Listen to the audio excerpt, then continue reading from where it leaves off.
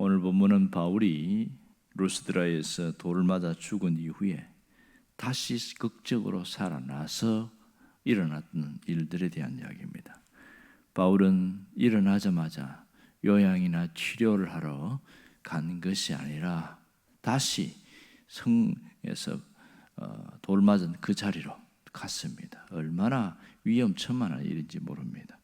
거기서 하룻밤을 또 보낸 다음에 이튿날 이제 저 동쪽으로 140km 떨어진 더베로 향합니다. 오늘 20절에 보면 바울과 바나바가 더베로 가서 그렇게 얘기를 하고 있습니다.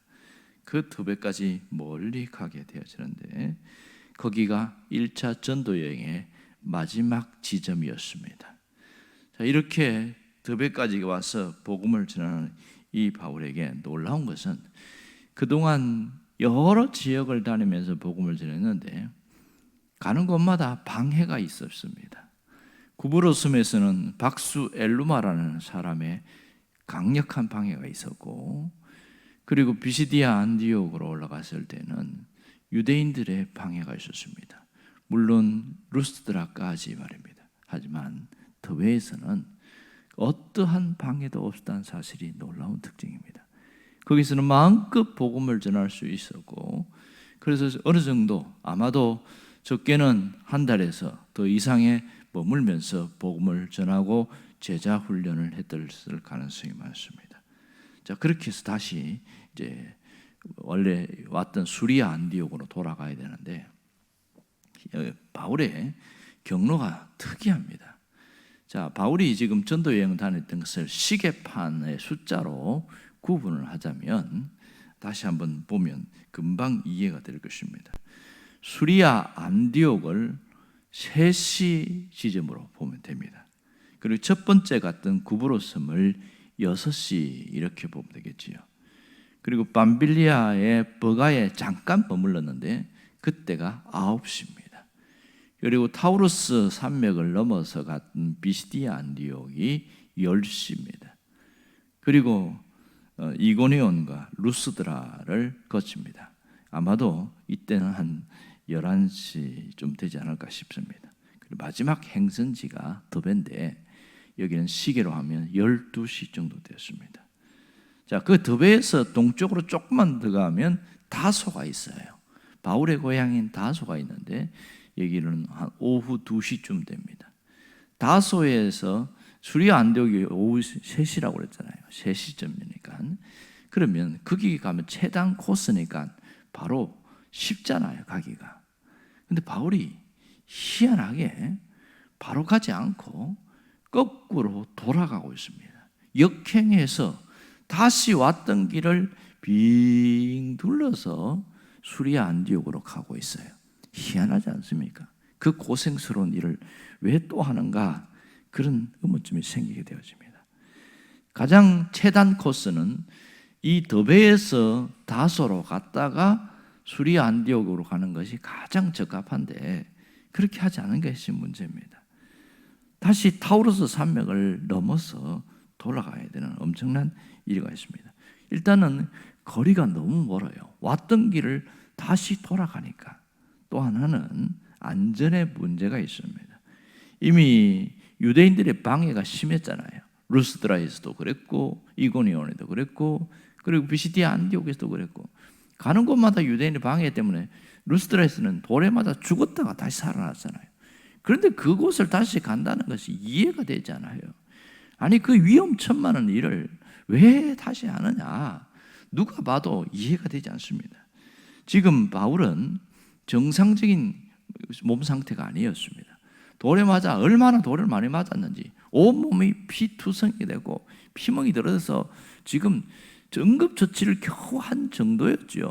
그런데 또다시 돌 맞으러 간다는 그런 모습을 보면 이거 어떻게 감당할 수 있습니까? 지금 바울이 1차 전도 여행을 나온 지가 더베까지 오는 동안에 1년 걸렸거든요. 그러니까 더베까지 오는데 1년 걸렸고, 자, 바울이 다소에서 수리아 안디옥까지 목회할 때 그 1년간 목회를 하고 그리고 다시 전도 여행을 1년 다녔으니까 고향을 떠난 지는 2년이 지났습니다. 그러면 이 더베에서 다소까지 한 200km 정도 되거든요. 그냥 동쪽으로 쭉 넘어가면 되니까. 그러면 거기 가는 게 훨씬 좋지 않을까. 안 그래도 힘든데 좀 휴식이 좀 필요할 텐데 그렇게 갔다가 가면 길도 좋고 몸도 쉬고 그동안 부모님도 못 뵀으니까 또 인사도 드리고 가족의 따뜻한 보살핌 속에서 좀 몸도 좀 회복해서 충전을 한 다음에 새로운 길을 출발할 수 있도록 그렇게 하는 것이 맞는데 그렇게 고향을 찾아가지 않습니다.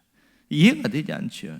21절에 보면 뭐라고 그러냐면 복음을 그 성에서 전하였다는데 그 성은 어디냐면 드베성입니다. 드베성에서 전하였는데 많은 사람을 제자로 삼았다. 그러니까 수많은 사람 제자 훈련을 했다는 얘기죠. 그리고 다시 거꾸로 가서 루스드라에 왔다가 거기서도 얼마간 있다가 다시 이고니온으로 가고 또 거꾸로 저 타우르 산맥을 올라가는 저 안디옥까지 올라갑니다.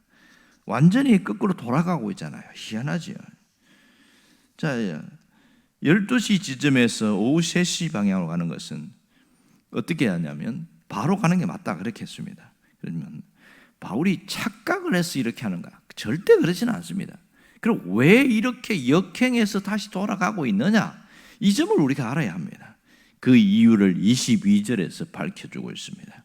22절에 보면 제자들의 마음을 굳게 하여 이 믿음에 머물러 있으라 권하고 이렇게 이야기합니다.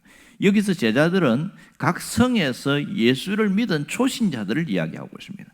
그들에게 가서 가는 성마다 마음을 굳게 하여 이 믿음에 머물러 있으라 이렇게 이야기했습니다. 그러니까 바울이 복음을 영접한 그리스도인들에게 결국은 믿음을 북돋아 주기 위해서 그렇다. 이것이 핵심적이죠.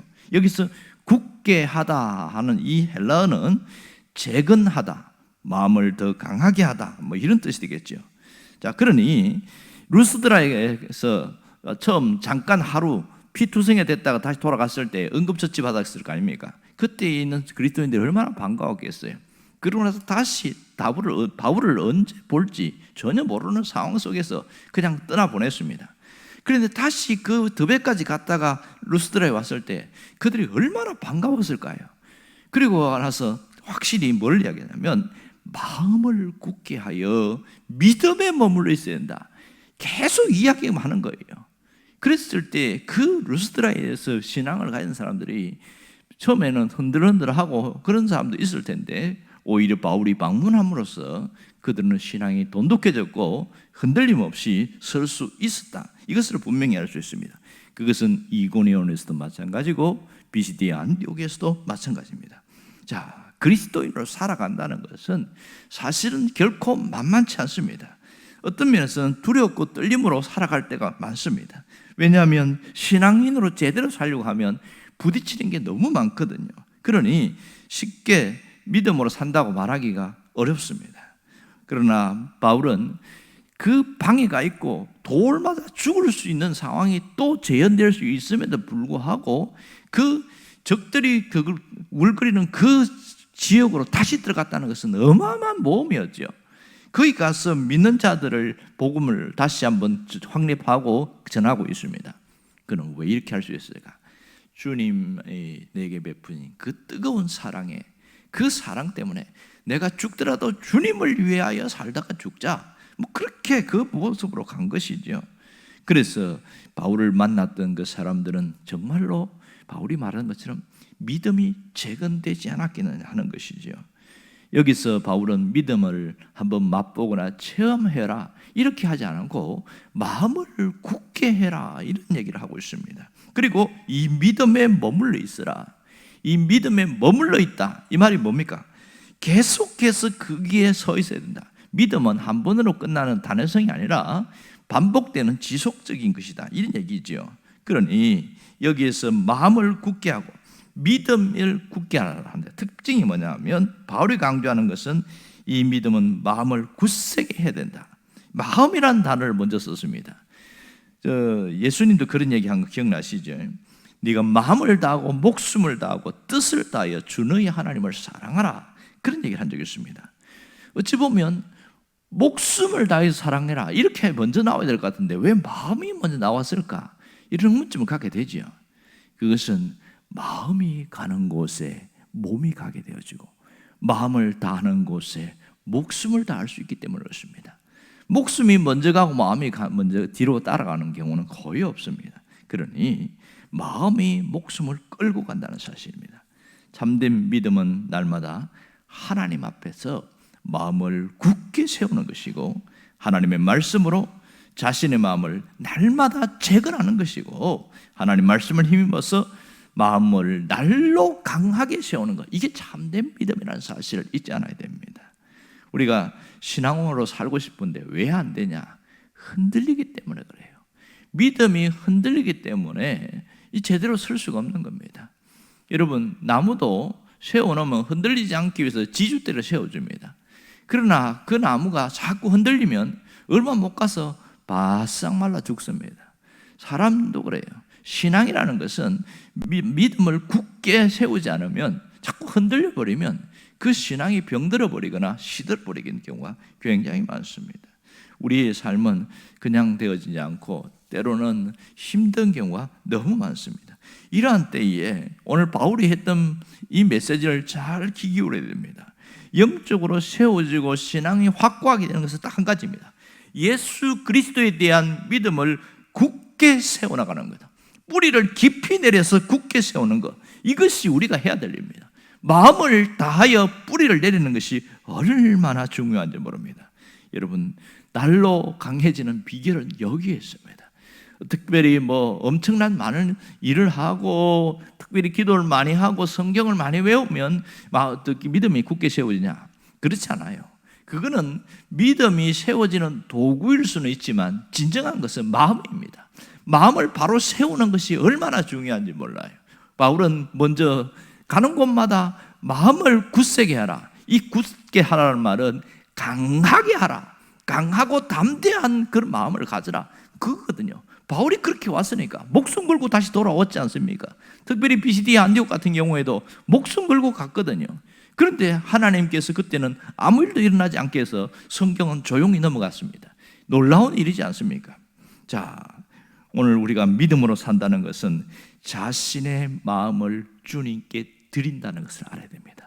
내 마음을 주님께 드리지 않는 사람은 믿음으로 산다고 말할 수가 없는 것이죠. 이러한 때에 우리가 무슨 결단을 해야 하느냐? 딱 한 가지입니다. 언제나 마음을 확정하고 살리기로 결단하면 됩니다. 시편 57편 7절에 보면 다윗이 이렇게 노래했습니다. 하나님이여, 내 마음이 확정되고 확정되었사오니 내가 노래하고 내가 찬송하리이다. 마음을 확정하는 것이 얼마나 중요한지 몰라요.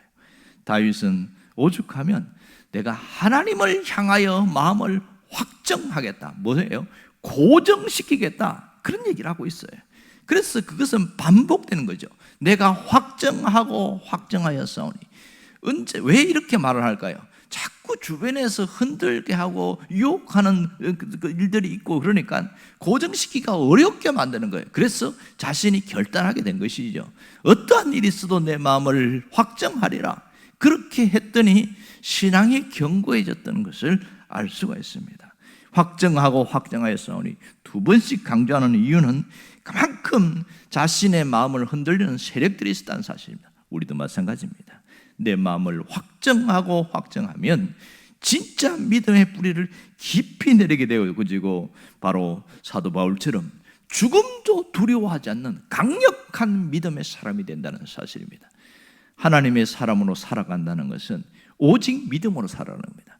그런데 흔들리는 믿음으로서는 이 세상을 버텨낼 재간이 없어요. 믿음의 뿌리를 깊이 내리는 것은 마음의 확정입니다. 오늘도 내 마음을 하나님께 쏟고 하나님을 사랑하는 뜨거운 마음으로 하루를 살겠다고 결단하고 내 마음을 언제나 하나님을 향하여 고정시키겠다고 확정하겠다고 결단할 때 우리는 믿음 위에 굳세게 세워질 수 있습니다. 여러분이 그 사람 되기를 주의 이름으로 축원합니다.